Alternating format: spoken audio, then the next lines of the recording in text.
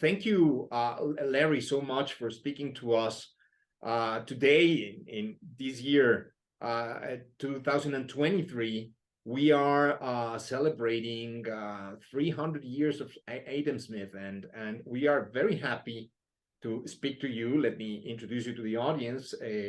Lawrence Reed is President Emeritus of the Foundation for Economic Education, FEE, and he is also a renowned author of several books. Among them was Jesus a Socialist. So thank you very much, Larry, for speaking to us. Let me ask you first, what are the most important lessons of Adam Smith's thought for economic education in the 21st century?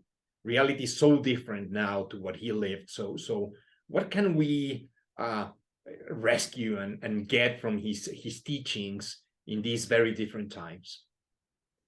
Thank you, Manuel, and also to Caminos de la Libertad for having me.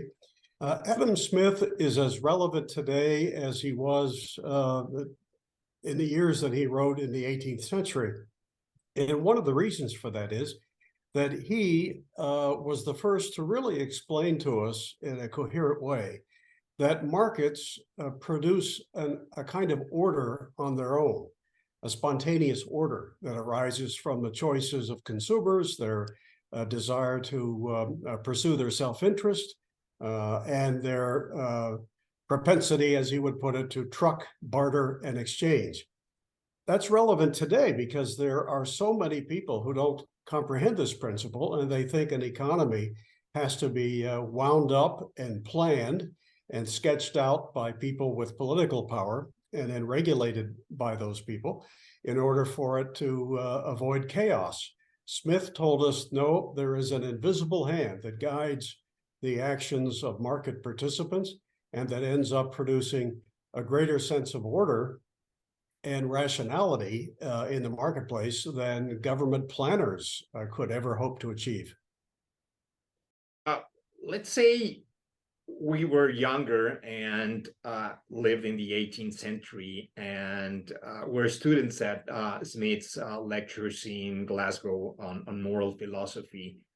And afterwards, with more gray hair in our heads, we came across him in a street in Edinburgh and told him, hey, professor, we read your book on the wealth of nations, quite different to what you taught us back in Glasgow.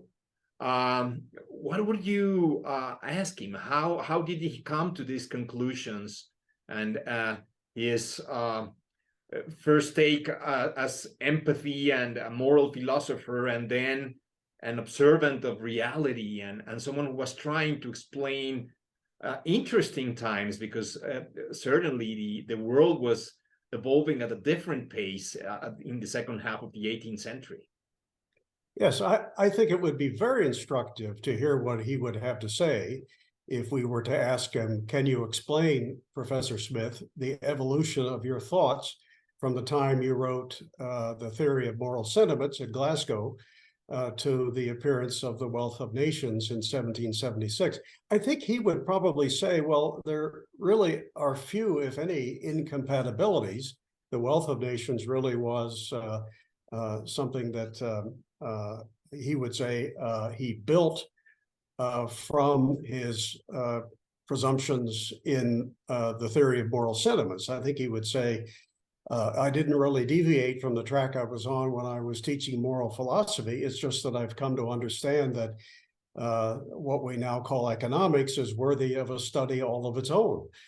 Keep in mind, when he was at Glasgow, there was no science known as economics. He came out of the school of thought that was called moral philosophy. And as time went on, I think he began to realize this whole business of people buying and selling, interacting with each other for mutual gain in marketplaces, money, interest rates, all of that was worthy of being not just a corner of moral philosophy, but a science of its own. And that's what he did between the publication of The Theory of Moral Sentiments and The Wealth of Nations. He sort of coalesced the economic portions of his thinking into The Wealth of Nations, which became, the first economics textbook, you might say, and made him the father of the science of economics. Well, Larry, it's been a privilege speaking to you about these things.